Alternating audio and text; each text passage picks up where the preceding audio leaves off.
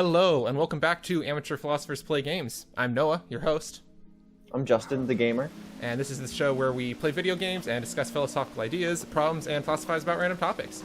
So Justin, we're going to talk about government today. Not in the sense that gets us demonetized and gets us angry commenters, although that would be good for the engagement, but no. I think that no matter what, you're going to get that when you talk about government. Somebody's going to always have something to say. True enough. Well, who knows? Maybe they say outrage is good for views. I don't know if they do say that, but that seems accurate. But we're going to take a more, broad philosophical view of it. Sort of like an intro to political science or political philosophy. Yeah. Very broad idea. So, okay, Justin, you're the broad philosopher here. I don't know what I'm trying to imply with that. Insta-death? Oh, because I have no stamina. Yeah.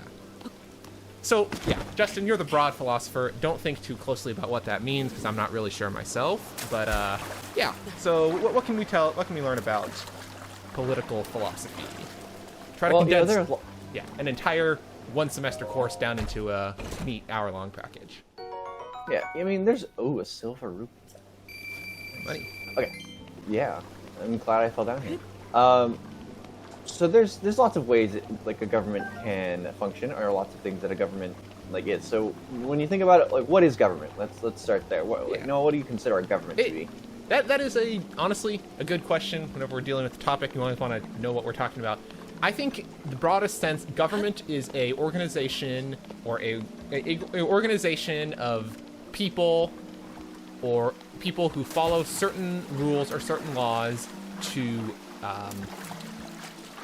order and, let's see, I don't want to use the word govern because that's a circular definition, but to to bring order and stability to a larger group. So typically a government must be made up of a smaller group than the entire group. I suppose not necessarily, but yeah, government is a organization or body that makes rules and dictates how the population functions as a society in a very broad sense.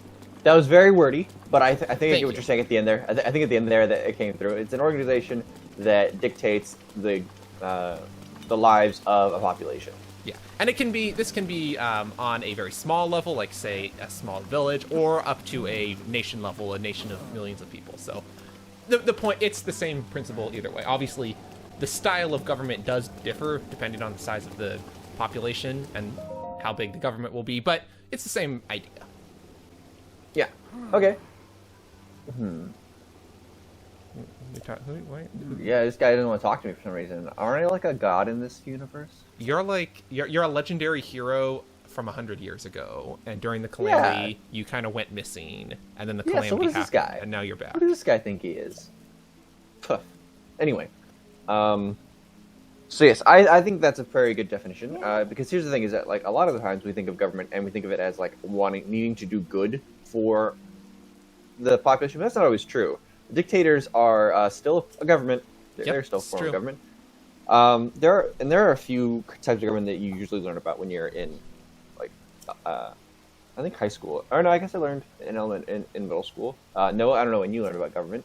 I think probably 8th grade or so. It's I'd say late middle school or early high school level education, but it depends on your school path. I don't think it's super relevant when you learn about it, but as long as you do. So let's see. I think let's see. You've got democracy, you've got a dictatorship, you've got socialism, you've got an oligarchy. I know that's one. Oligarchy, a monarchy, theocracy, patriarchy. I'm kidding. All jokes. Yeah. So each one of those has something very specific in how they dictate that group, or how they lay out how that group dictates the lives of the society. And there's lots of ups and downs to each of them. A republic. That's the other one. Yes. That's the one. So in America, a lot of people say America is a democracy. That's not true. We're a democratic republic. Yeah, a representative republic, I suppose you could call it. Right, so it's a halfway point. So a democracy would just be anytime the government makes a decision, all the citizens have to vote on that decision. Right. That would be a democracy. That would be like the purest of pure democracies, where So, for and example, Plato's not a fan.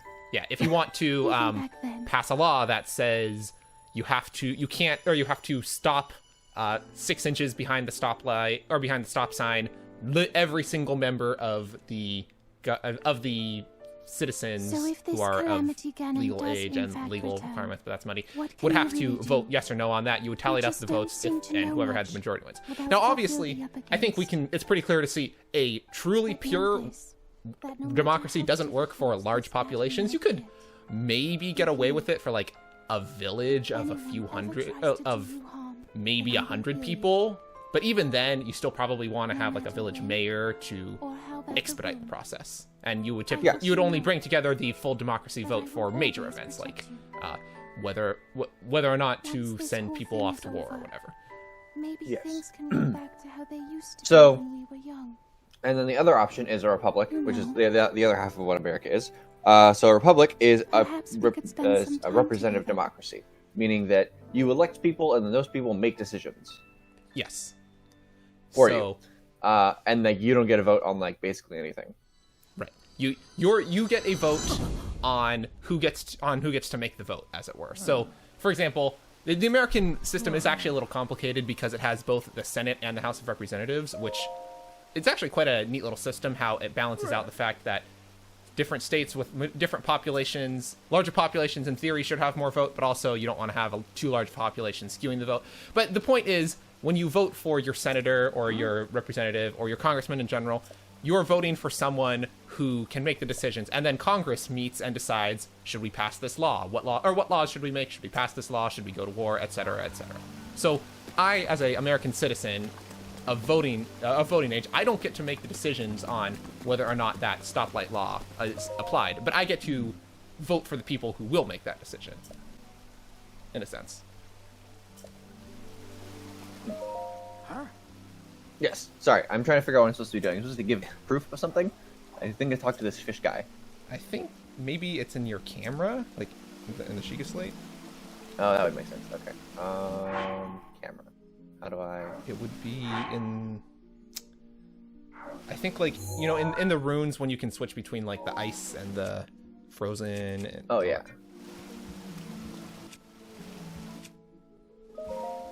Yeah, and now activate... Maybe if you activate the camera. Yeah, I think one of those buttons is one of those labeled gallery down at the bottom. Album, yeah, that. I guess this was to show him some kind of picture. I think so, yeah. I'm gonna guess it's... I was on top of a mountain.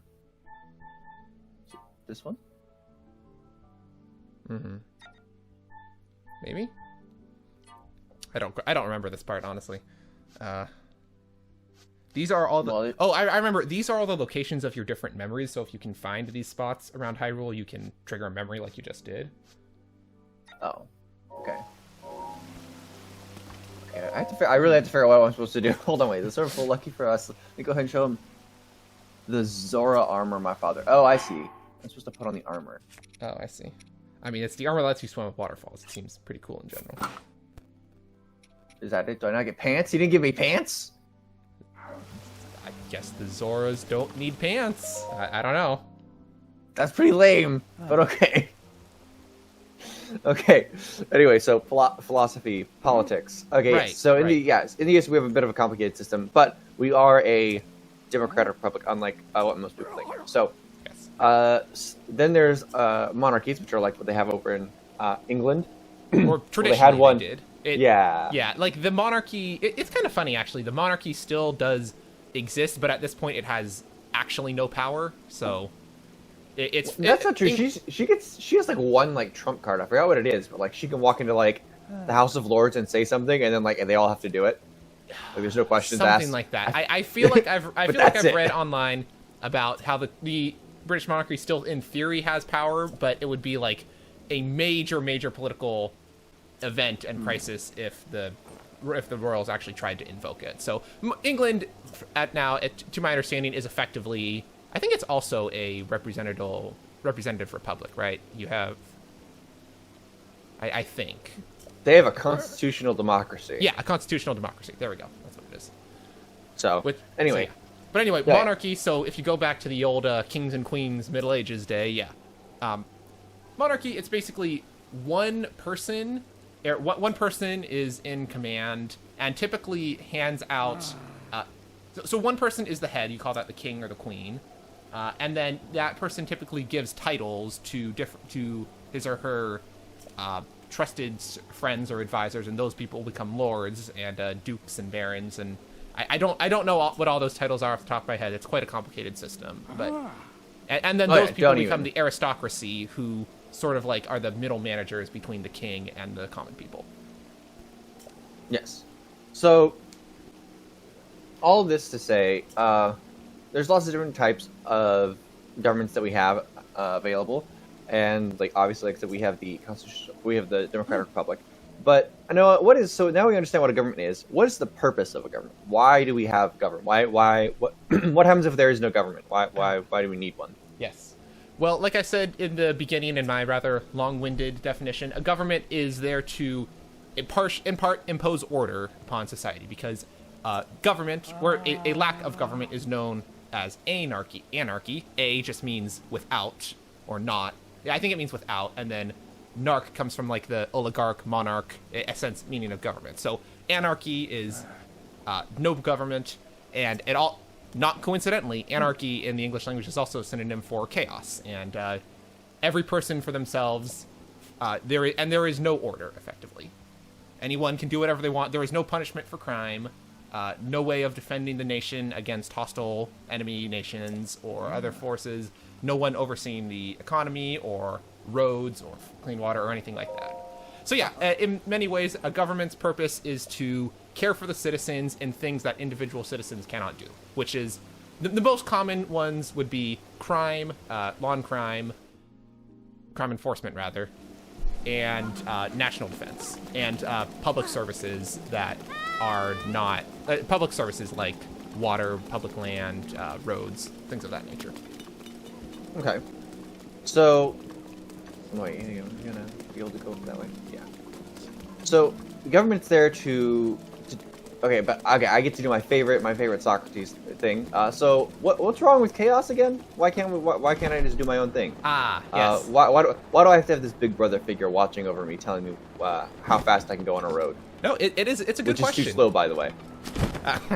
I don't know, man. 65 miles per hour. I think if have you ever stood outside and seen a car drive by and realized how fast 65 miles per hour actually is? It's fast.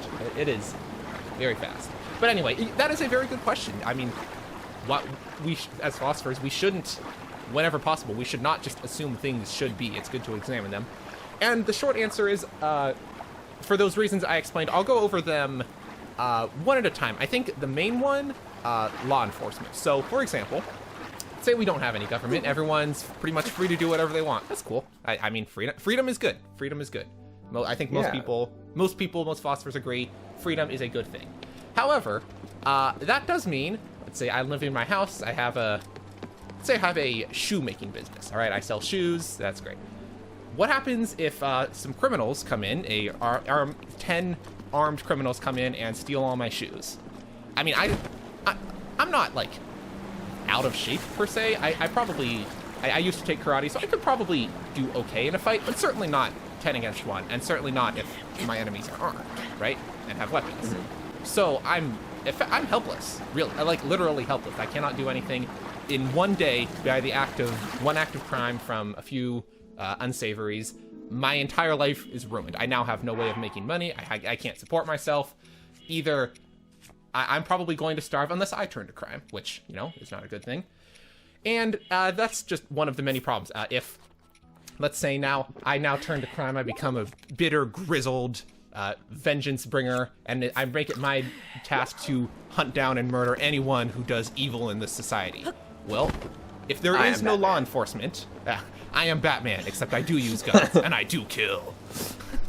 Because there is no law, right? So if there is no law, effectively, it's very difficult for people to live safe lives, because there is no way of stopping crime.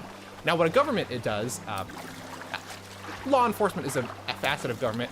if these 10 armed robbers come in or try to stick me up and my shoe making business, I can call the police. And the police can send in, say, 100 armed police officers who are well-trained and well-skilled at taking care of criminals. And even they'll file a report. Yeah, file a report. But even in more, more urgently, if I hear these criminals breaking in, I can call the police, and if everything is working correctly, the police will show up and hopefully apprehend the criminals before they have a chance to ruin my life. And even if they don't, like, if the criminals get away with my stuff, I can tell the police what happened, and the police will go after them and try to catch them and bring them to justice. So yeah, that is probably the most important part of government, because without law and without law enforcement, society starts to crumble very quickly. Think of any of your favorite apocalypse movies where society has crashed, and they're usually the society that exists is usually roaming scavengers who beat up and steal from anyone they can, and poor farmers who just try to make a living until the scavengers come and take their stuff, which is not a good way to live. Okay. So yeah, so that was government is there for safety. Yes, for safety of its citizens, for law enforcement. And also that comes with passing laws. You have to define what is okay for citizens to do and what is it not okay. That's like an offshoot of law enforcement. I don't think we need to get into too much detail about what is law. That's a kind of its own separate question. I feel like this is pretty, I don't want to say self-explanatory, but it's pretty apparent. Yeah. Honestly, what is law and the philosophy of law? It could be an interesting topic, but I think that deserves its own video. I don't want to get too sidetracked. Because again, this video, we're going for more of a large 10,000-foot view of government. So the second one I wanted to say is national defense. So again, let's say now I live in the country, in the small backwards country of Nicelia, and there's a big neighboring warmongering country called Evilil. Okay, you're very creative with your names, Noah. Thank you. That comes with being a dungeon master. No. So what happens if my country has no army and no form of government, and the enemy nation decides we have some nice resources, perhaps nice land, or good natural resources, or just we grow a lot of food or gold or whatever, and they come in and try to take it. Sort of the armed robbers situation, but on a macro scale. Well, if there is no government and there is no national defense, the people of my country really can't do anything about it. If they try to put up a sort of a sporadic disorganized resistance against a organized, well-trained army, they will be mercilessly slaughtered, and then their stuff will be taken. Now, okay. That doesn't sound good. That does not sound good. I don't know about you. I don't want my stuff to be taken by invading armies. That sounds like a bad thing. It sounds unpleasant and unsafe. So the second purpose of the government for national defense is a government can train and form an army. Now, again, there's different ways of doing this. Historically, armies were not always professional. Like, they would often be volunteer armies of, during war times, you would recruit farmers who would go out and train, and then after the war was over, they would go back to their farming. But in modern societies, countries usually have professional armies. So let's say the American government has a large standing professional army. So if an enemy nation does try to invade, we have a defensive, or we have a army that can defend us and defend its citizens, so that they won't all get taken over and all their stuff taken. But just so we don't get canceled, I would say that is the actual purpose of the government. Whether or not that happens all the time, obviously, stuff happens. Yeah, we're dealing this video in pretty much, not entirely hypotheticals, but pretty much, and we're just like the idea of why government exists, the purpose of government. If ideally real life governments fulfill this purpose, that's a question for another day and another channel. On another podcast. Yes. Okay, what was the third one I said? So I had law, national security. Public services, right. This is actually an economic thing. I think we have time. I can get into the tragedy of the commons. It's a fascinating little economic idea. So, clean water, for example, is a necessity for human life, literally, right? Yeah, it's kind of hard to live without water, exactly. Even though I try daily. So, however, there is very little incentive for citizens to try to keep their water clean. Like me, traditionally and perhaps even still today, large bodies of water are a good way to dispose of trash because, hey, if I have a food wrapper that I don't want and there's a lake nearby and I toss it in the lake, I'm never going to see it again. It doesn't bother me, right? But if a large collection of people continue to do that over time, again, eventually it will pollute the water and everyone will be harmed. And yet, economically, there's no incentive for any one person to stop doing it because even if I stopped throwing away my food wrappers, well, everyone else would still be doing it. So now I have polluted water, and also I have all this trash lying around my house. So it's strictly better for me to go with the crowd and pollute the water, even though that will cause problems down the line. Again, this is there's actually you can calculate this with economics. I'm just giving the very broad view, but if you are interested, I think there's probably numerous videos on this channel, or not this channel, on YouTube about economics and why look up the tragedy of the commons, I believe is the standard term. But when you have a government, the government can pass a law that says, no, you are not allowed to throw away trash in the big clean lake over there. And we can send out those police officers to catch enforcers. So now, because everyone is forced to take care of the natural resources, everyone ends up better off because we all have a source of clean water. Okay. So and again, you used an important word that I want to. Oh, go ahead. Oh, yeah, I was just gonna say again, for emphasis, this is all what is supposed to happen, and in theory, why governments exist. Right. So I can agree. I don't think there's anything you said particularly that I would particularly disagree with. But something I find interesting is that you used a very, very key word, which is forced. Yes, there we go.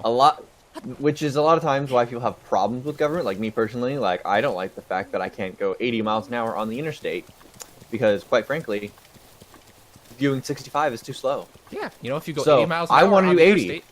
That saves valuable time out of your life. I agree. Especially, you know me. I drive across the country a lot. You know how much time I've actually saved by going 15 miles over the speed limit? I mean, yeah, if you're going 15 miles per hour over the speed limit over hundreds of miles, you will save a significant amount of time. Yeah, this is true. So, like, why should I have to, go 65 when I don't want to? Why is the government forcing me to do this? And I imagine you'd say it's because of what is that glowing thing? It's not a shrine, right? Can I poke it with a stick? It's kind of far away, isn't it? Right there? This thing? Yeah. Across the lake? Is that not a shrine? I tried to paraglide, but that didn't work. It's a little hard for me to see from this angle. I think it might actually be one. Yeah. Okay, we're gonna go do that. Oh, yeah, go look at it. Anyway, it's cool. It looks cool. Yeah. What else do you need? Oh, are you gonna try to swim all the way there? Am I gonna die if I try? I don't know. Yeah, I was thinking you can do the thing where you use the freezing rune to try to cross the lake, but build stepstones for yourself. Wow, you're very smart, Noah. I'm very dumb. Okay, hold on. I need stamina. I don't want to die again. I mean, or you can also just take some stamina food, eat some stamina food, and just swim across. That works as well. It would have to be cooked food. Yeah. I don't think I have any. Oh, yeah, you do. Yeah, I do. That's a lot. It's a lot. Can I have something just a little bit? Doesn't want to give me a million hearts? They're all going to give you hearts, so just pick one. I don't know. Oh, but that area. Okay, why not? Okay, I'm just gonna get over here and then I'm gonna do the ice thing. That was smart. Anyway, what was I saying? Oh yeah, being forced. Why can't I do 80? And I think you would say it's something to do with that commons thing, right? Yeah, it's that common safety. Sure, it might be convenient for you if you went 80 miles per hour, but if everyone went 80 miles per hour, it would be dangerous, and in theory, there would be more car accidents. So. Okay, and again, having frequent car accidents is a bad thing. That it's painful, or it causes serious injury and death to the citizens, which government is trying to avoid. Right. So that's what the government is trying to do. They're trying to decrease the. Are you going toward the orange thing? No, I think that's what I'm supposed to do after I get enough shock arrows. Oh, right, that's the divine beast, of course. Okay. Or how you. So I need shock arrows, but I'm trying, and that's somewhere up here, but I don't know where. Yeah, that's where you're. I think that's on your mini map. That's what the blinking circle is. Yeah, I'm supposed to go up here. I think he said. There's a guy who lives on top of the mountain with shock arrows. I think. I just don't know if there's I don't know if there's a trail I'm supposed to follow, or if I'm literally supposed to be trying to climb this mountain, which seems impossible because it's raining. Yes, classic Breath of the Wild rain. Well, Okay, so I'm being forced. Sorry, audience. We've been going off track several times. So yes, I'm forced because if everyone did it, it would probably be a bad idea. And like I feel like this is part of the reason why people don't like government. Like I said, like I don't like government for this reason because I can drive 80 miles an hour on the interstate and I do it pretty safely. I should say. Noah may disagree, but I feel like away from it. You know. I know. I'm trying to climb up a waterfall. If I can climb now, right? Up waterfalls? A. Press A. Okay. Swim upward. I'm a fish. Whee! Go up. It even launches you up so you can like paraglide right down. Oh, cool. Anyway, so I don't like the government because I feel like I can do it safely, and so to me it's just very inconvenient. Right.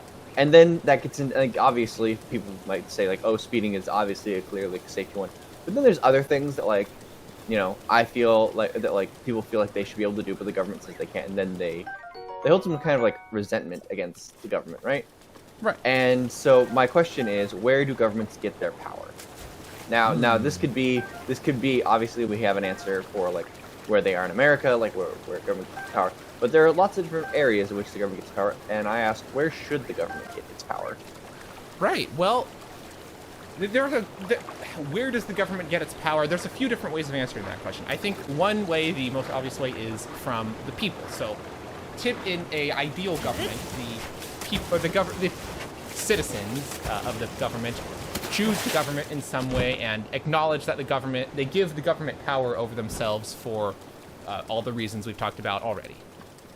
Now, but what does it mean to give you power over someone? Like there will always be, human history tells us, without fail, there will always be a group of renegades who dislike the government and do not want to agree to governmental authority. You yourself, Justin, were saying in a very mild sense, you don't want to bend to government authority on driving 65 miles per hour on the freeway. And there is always going to be more extreme versions of that. Like there will be some who want to commit crimes and they don't like the government preventing them from doing that. So, looking at you, mafia. Any criminal, really. I mean, I don't think there's any criminals who want to be. It's an interesting question. Whatever. Anyway, the point being, how does the government compel those who? Because again, for the common good, those people who even don't want to agree to the government still need to. How does the government do this? Well, the only way is. At least the only way humanity has used and that works consistently is force. This can be literal force, as in if you don't obey, government agents will physically harm you. It can be economic force, like if you don't comply, you will lose money or you'll lose access to jobs or goods. Are you gonna try to fight this guy? I feel like I have to. I just came up here. This is where I was supposed to get the arrows. I think they said you can sneak around and try to steal them. But you know, if you want to fight him, that's fine too. Oh, okay. I'm gonna do that then. Well, I mean, he sees you're here now. Yeah, but like he saw me like without me even trying. Like he was just there. Like I was just there, and then like I was hiding behind a rock, and he saw me, and like I was like, what? And then he ran over to me. That's why I shot him. Okay. I thought maybe electricity would stop him. Wait, but apparently not. Do you have shock arrows? I had one, and I hit him with it, and he brushed it off. You need 20 shock arrows, so now I guess you just need 20 more. Oh. Okay, that hurt. Anyway, government. Governments. Yay! I'm sure glad this guy isn't part of my government. This big Minotaur dude. Yeah. But anyway, yes. So and basically, it comes down to force. The government agents or the government as a whole must use force. The same way, if there's an invading army, the only way to fight off an army usually is through application of military force. So, yeah. And the thing is, using force against others is typically considered a bad thing, right? Which, right. In general, it is. Like, except in self-defense, and it's very hard to argue that one person shoplifting is committing the government agents capturing a person who's committing shoplifting is self-defense by the government. Like, that one person is not pose a significant threat to the government. So, yeah, that this is kind of one of the core paradoxes of government, that to do good, governments must do to do good, common safety, the governments must do a form of evil, which is inflict force, often That overwhelming sounds force. that sounds sketchy. It does, for sure. I don't know. Okay, so oh, is this lightning resistance? No, I don't have any lightning resistance, unfortunately. That would be helpful in this moment. Okay, so and I think what you're describing, Noah, is what a philosopher in the, I want to say 1800s developed, called rock hard food. Not that. Yeah. Called the social contract, which is basically the government and this people sign a contract, metaphorically, saying you will govern me to the extent that I will allow you to, because we need somebody to do it. And that's good, even though I don't get to drive 80 miles an hour on the freeway. Oh, what the heck? Yeah. How did he? What? How did I die? I believe that philosopher you're talking about was Rousseau. Rousseau? French. Jean-Jacques Rousseau. Apologies to all our French viewers out there for my pronunciation. Anyway, yes, Rousseau basically said that we have a social contract. Isn't he this? No, Hobbes wrote Leviathan. Yes. But anyway, the idea is that. Wait, hold on. Did he just shoot a lightning arrow by you? Like, go check where you were. Yeah. Oh, yeah, go grab him. Oh well. Anyway. I think one way to do this is like if he shoots arrows at you and you dodge them, maybe you can grab them, and then like once you have 20, you just run away. I thought so, but like, it doesn't seem like it, because like every time he shot one at me and then I move and go look for it, it's like there's nothing there. Okay. I'm so glad I have all this food. Yeah. I mean, I suppose also you could just fight him if you really wanted. I don't think I can win though, is the thing. You can. You have. It is possible to win. Okay, hold on. Wait. Do I have a stronger sword? Because I feel like I should just fight him at this point. Hey, what's this thing? It's got. Oh, this was a 24. That's good, right? That's damage. Yeah. The number Let's is. do this thing. Equip. Okay, and then I'll use my fancy new shield I just got. And then, which bow do I want? This one. Am I really gonna try and do this? I think I am. Okay, hold on. So, not that. I don't want to take a picture of this guy. Okay. You can knock him off the clip. Well, that didn't go very well. Wow, I'm really sliding. You do be sliding. Anyway, we were talking about the social contract while you. Yeah, so we have a social contract signed with the government. But like, is that the best way to rule a government? Okay, hear me out now. Wouldn't a benevolent dictator be the best form of government? Expand on that. I think you may have a point, but expand on it if you would. So we've got our government. It's got it's pretty good. It's got ups and downs, kind of. But when a government in which there is one ruler, so that means that the process of, getting things organized is very quick because it's just one decision by one person. And so if like the dictator wants to have a law, she just says it and then it becomes law. Like there's no questions, no bureaucracy, because we all hate bureaucracy. I think that's universal. People do not like bureaucracy. Yeah, I see you just picked up a shock arrow earlier, so I think if, in theory, if you keep doing this and just run around and swipe all of his arrows that are lying around, you could do it one way. But I feel like Link is very slow in this situation. Anyway, so sure. if that's the case, like I've got this this dictator who just decides, so there's no bureaucracy involved, which is very nice.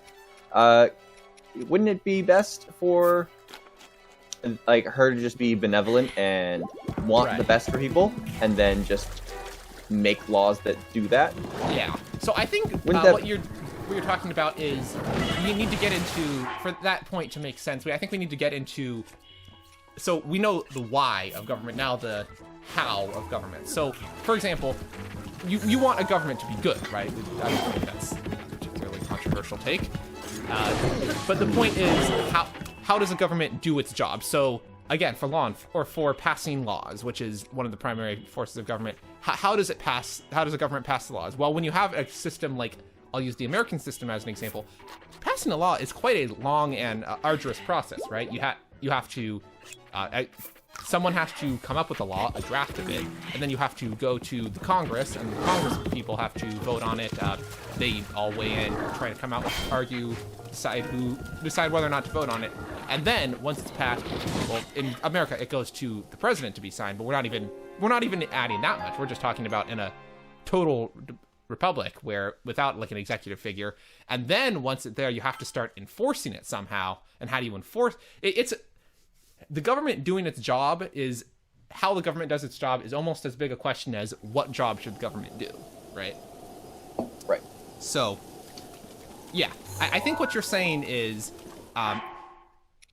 in practically every form of organization, government included, typically when you have one person in command, like one executive, the system becomes more efficient. This is why businesses, for example, they'll have a board of directors, but businesses will almost always have a CEO type person who is the head who makes the executive decisions. This is also why militaries are almost universally, there is one chief of command where this person is the highest order in the military, and the chief of command is one person, not a council. Now, there might be a council who gives orders to the chief, but in terms of actually directing the conflict, which troops go where, etc., it always goes back to one person, the general. And then from there, it trickles down. And you can, again, theoretically say this for governments, too. So why have a government of few hundred politicians all bickering and bureaucratizing when you can just have one executive who can get things done, as it were? Yeah. Because, like, if you need to pass a law, and you can, even if you legitimately believe that law could, without the law, bad things are happening, and you need to pass it ASAP, well, then you want to be efficient, right? You want the government to work. Yeah. So what's this? Jump at your own risk. Okay. I mean, you have a paraglider, so. Once I have 10 more shock arrows, I'll be back for that. Anyway, so yes, it seems like having one individual is more efficient. Having one individual who cares would be, and actually, I mean, obviously there's the evil mustache man who was a very bad dictator, but you gotta admit it was efficient. In some ways, yes. Oh, wait, did you just buy one? Did you pick it up? No, I said climb down. Oh, okay. Yeah. So it was very efficient.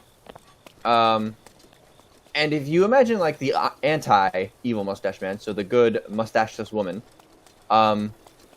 she would make laws that help society, and she would do it very quickly, and it seems like it would be the best option, right? Yes. That we should. So should we try and like strive for this? Should this be our goal? Like have a sort of centralized government.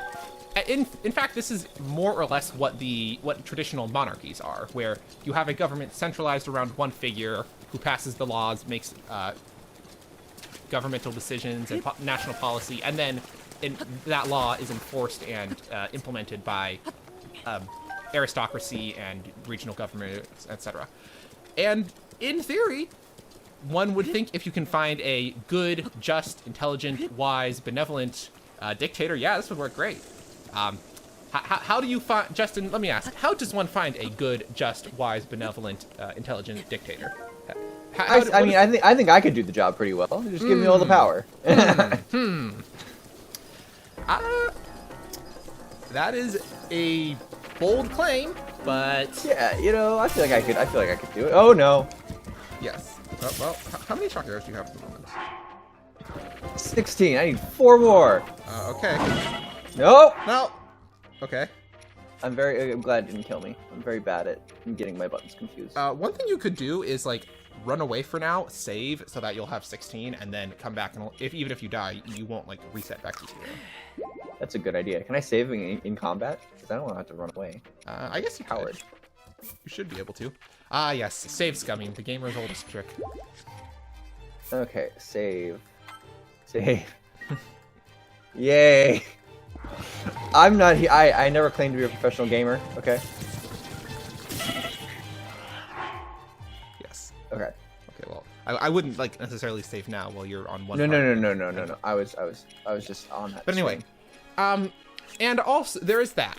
So even if we manage to find someone who we believe has all the qualifications to be an excellent leader in every conceivable way, there is a problem that has manifested itself time and time again throughout history. Practically every form of government ever has experienced it, and that is that power corrupts. And to complete the popular phrase, if power corrupts, absolute power corrupts absolutely. When you put all the power in the hands of one person, or even a very small body of people, those people tend to become corrupt. They serve themselves and not the citizenry. They start making laws that benefit basically themselves, or are unjust toward their citizens, or unjust toward a subsection of citizens they don't like for various reasons. And then we start to have a tyrannical government that does bad things. So that is a very, very serious concern with any form of government, actually. Even larger governments with larger people, when you give a large body of people lots of power, in theory, well, this large body now starts to become corrupt. And no, are you suggesting that the American people have a corrupt government? I'm suggesting that every government is at some point corrupt. And honestly, this is a very, very serious problem with anyone who is claiming to start a government. So, Justin, if you and I and a few of our friends are all marooned on I was going to say desert island, but that's no fun. We're marooned on a foreign planet, and we have no chance of returning to Earth, so we just got to set up our own society with a few million people, and we've been set to become the government. We want to build a government for our planet, and our new society. Okay. We're gonna have to be very careful with the fact that history shows. I vote Jerry as Supreme Chancellor.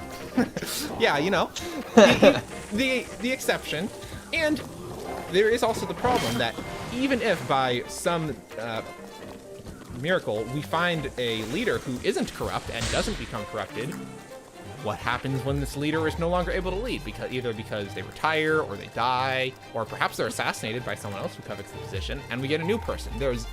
It's very difficult to find good leaders once, and the chance of doing it twice in a row, or 3 times in a row, or in perpetuity is practically impossible. So, yeah, that's a problem. Okay, this is a problem for our hypothetical society we're building. All right, so we agree that ideally do we agree that ideally though we would want the benevolent dictator? That would be the best. But I'm not sure how, because how are we going to pick who's going to be benevolent, and how are we going to make sure this dictator doesn't become corrupt? This is a key question. Otherwise, our society is going to become unjust, and we don't want that. So now to shoot more arrows. Now to get into a little more practical, one thing you can use is something called checks and balances, which I'm borrowing the American term, but the principle isn't exclusively American. It's existed for long before the U.S. did it. The idea is, well, yes, if you place absolute power in one person, that person becomes corrupt.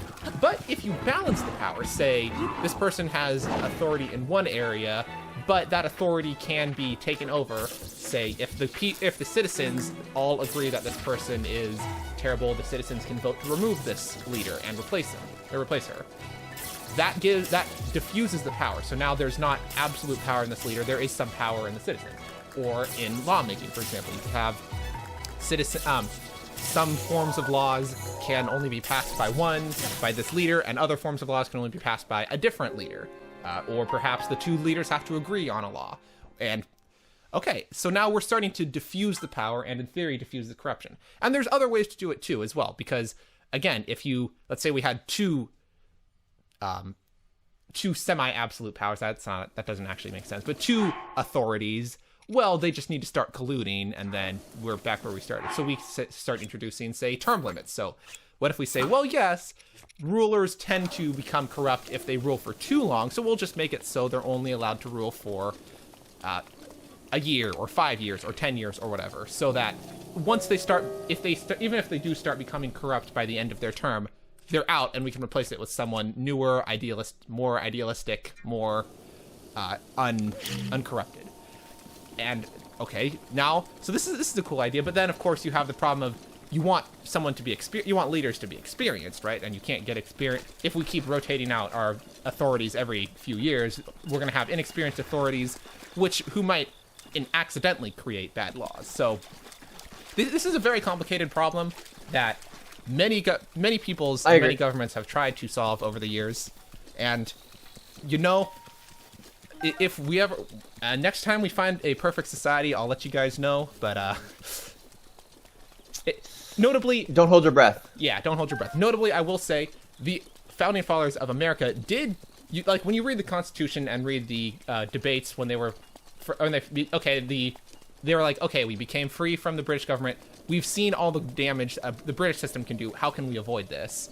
They clearly put a lot of thought into how to minimize it. The idea of multiple seats of government, where you've got the president, who's an executive, you've got Congress, who's a large body of people, you've got the Supreme Court, who are who legislate. They don't legislate. Excuse me. They interpret the law, and then they put term limits for the president, and that are different lengths for different groups, and then they diffuse the power. Obviously, it's not a perfect system. I don't think anyone would say American government is perfect, but you can see from that sort of example how you do have to put a lot of thought and a lot of care into building a government. Yeah, and something that I was told like freshman year of college, I was very surprised to figure this out. The American system, like the way we have our three branches of government, they're supposed to be arguing and fighting with each other, and they're not supposed to all get along. Yes, exactly. That is not the idea. The idea is that's what I was saying fight to earlier. the death. If, say, you have two different authority branches, if they agree on everything, they can start colluding and start feeding their own interests. But for example, if you have them not set against each other per se, but they kind of are. Yeah, in some ways opposed to each other, they're forced to. That's the other thing about the electoral system, where we don't have in America we don't have permanent. The Supreme Court is for life, but Congress and the president are not permanent terms. They have to be voted in every so often. So that's why we say, in theory, now they have to start doing things that don't just please themselves, because if they please themselves for too long, they become fired. Corrupt. They get basically they get fired. Again, this is the ideal. Whether or not this happens in practice is the topic of a different topic entirely. But that is the goal. That's what the American government was founded trying to do. So yeah, Justin, our space colony with of a few million people, where you and I are trying to build a government, I think we've got a baseline of what we're going to do. We're going to have to think a lot about the details of how laws work. And like I said earlier, the philosophy of legislation and law itself is a whole different topic that gets very interesting. I don't think we have time for that right now. No, definitely not. But it is interesting. It is interesting. And I think... was there another point I wanted to bring up? Well, I feel like we're talking about this from a very American... how do you say that? American-centric? Centrally yeah. American? We're like we are very clearly being biased and saying and like trying to make it seem like America has the best option out. But I think that a good rule, I do think the social construct or the social contract is the best way to have a government. The other option I feel like is by force, right? Which is just dictator. I mean, unless you find benevolent mustacheless woman. If you find her, then go ahead, have a dictatorship all you want. But just be aware that her successor might not be so benevolent and might not be so competent. Because that's the other thing. You want your ruler to be good at their job. It doesn't really help if you've got a very nice, benevolent ruler who's absolutely terrible at ruling. That's no good. Yeah, that would be bad. Yeah. Okay. I need one more arrow, and then I can run. Okay. Anyway, so yes, we were talking about... And yeah, I agree. We have been talking from a pretty American-centric... I'm not saying America is the best way to do it or the ideal way to do it, but it shows one way that you can try to diffuse the many problems that come with authority and government. And we haven't even really touched too much on, well, what happens when a government does become unjust and starts oppressing its people. I feel like you just run into dictatorship. Right. That's what dictatorship. And then if a government is well built, in theory, the people have a way to escape it, usually by firing, as it were, the leaders. Although true dictatorships don't typically like to leave rules in place that allow themselves to be unseated, so that doesn't always work out. Run away! Oh gosh, he saw me. Well, I'm gonna say right now, he just saw me. I got the last arrow. Oh, you did? Oh, run! I'm running. Jump Look off at the the cliff. background. He can't follow you. Look, he sees me. Okay, I'm gonna run. Right, no! No! Okay. Okay, I got this. We're gonna Wait, no, live. hold on. You can just fast travel. I can just. No, I don't want to do that though. Oh, okay. It would take me way far away. I don't I have think anywhere you close. can just fast travel to the shrine in the Zora's domain, right? Yeah, but then I have to go up all the waterfalls again, and No, you had to go up the waterfalls to get here, but now you're just trying to get back to where talking to Zora is, right? no, but he was somewhere else though. Like he's just down a little bit on the down the cliff. Oh, okay. Like he moved. Okay, I'm gonna run this way then. Don't look toward him. You're running backward. You're going slower. Oh no. Okay, slide. Hey. Whew. All right. I live. You live. Oh, I'm no! still shooting you. Run. Run away. No, what? Okay, jump over the waterfall. You probably can't reach that far. Sayonara. So long, shock arrow man. Okay, now let's circle back. That's where I don't die. Okay, well that was something. Oh no, I'm supposed to go this way. Okay, I got the arrow. Okay, we have our heading. Okay, so with our last few minutes, I feel like some of our viewers would be very upset if we didn't talk about at least two other forms of government that exist and Sure. they're avid fans of. What about socialism and communism, Noah? Yeah, what about them? Well, these are in some ways more economic based governments, but they still do apply. So I always get the difference between them mixed up. I suppose communism is like a bit harder, sort of, to use the slang term, than socialism, but the idea is, I'm gonna save. economically at least, in most other forms of government, democracy, republic, monarchy, etc., private property, the idea is one of the things the government is trying to do is defend private property, right? Like our example of even if you have very hungry thieves, the government still will prevent them from stealing, right? It doesn't, in theory, even if they need it, they're still not permitted to take from the wealthier, right? Right. So, in theory, socialism is the idea that, well, the government should look at it and see its citizens and see, well, but look at these. The reason these people turn to robbery is because they're so hungry. They need food. Where are they going to get their food? Well, the only way to get it is to take it from someone who already has it. So, socialism is the idea that, and notably, socialism, you can combine it with other forms. Like, you could have a socialist monarchy, you could have a socialist democracy, a socialist republic. I don't think, like, that's more of an adjective, if you will.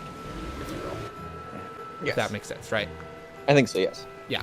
So, the socialist, let's say the socialist monarch, takes compassion and says, "Oh, look at all these lords have so much, and all these people have so little. Let's redistribute the wealth. We will take money from the wealthy and give it to them."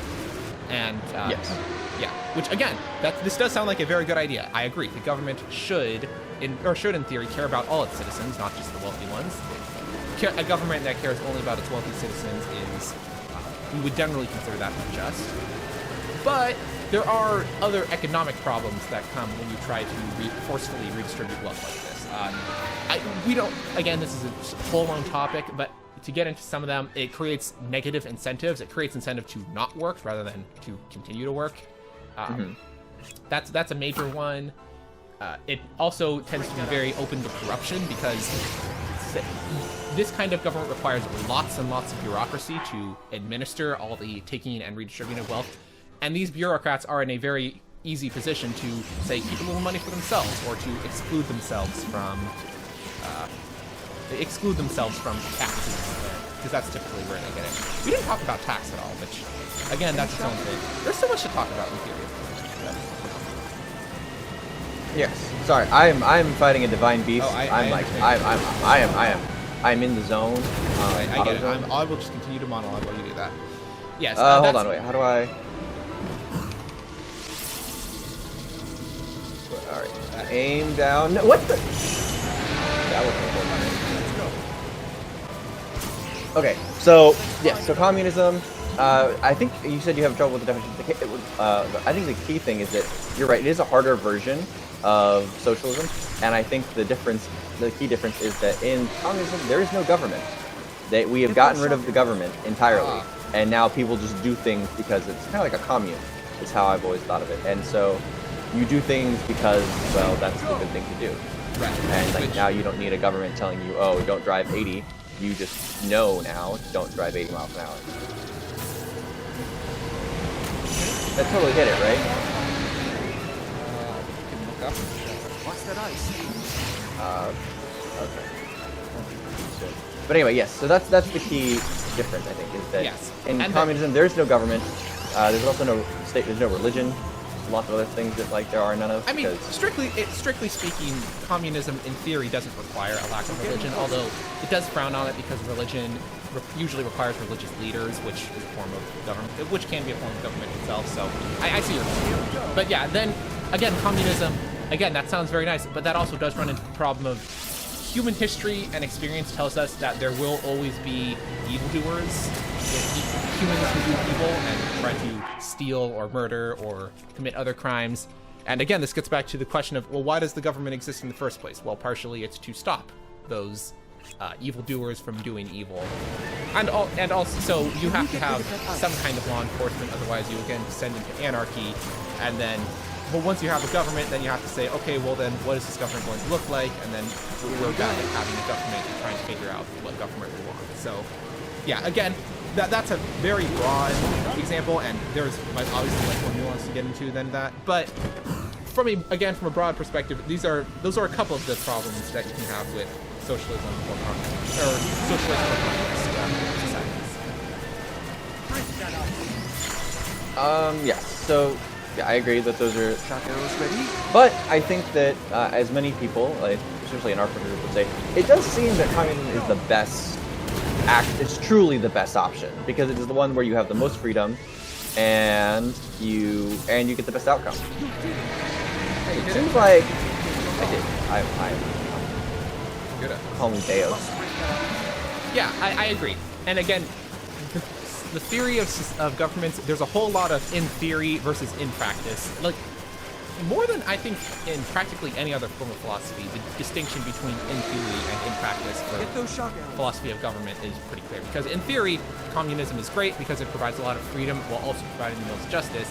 But in practice, because of the existence of unsavories and those who commit evil and those who commit crimes, communism will tend to, and once you try to create law enforcement, then you just have, again, a government that can become corrupt.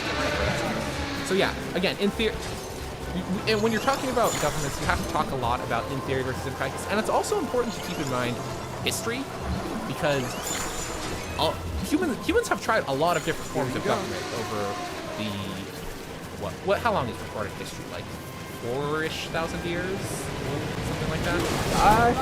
I feel we get a little bit longer than that. Yeah. However, I feel like records like they go back 10,000. Like, but not not super, a lot. Not super accurate. It's not super accurate. So I'm saying like it's a point where we can start looking back and have a fairly good idea of what governments look like. So it's like 3,000 or 4,000 years. Which there's been a lot of governments all across the world and in different cultures and different societies throughout then. When you're trying to build a government, you would do well to look at previous examples and see where they succeeded and where they failed. Just like when you're doing anything. Right.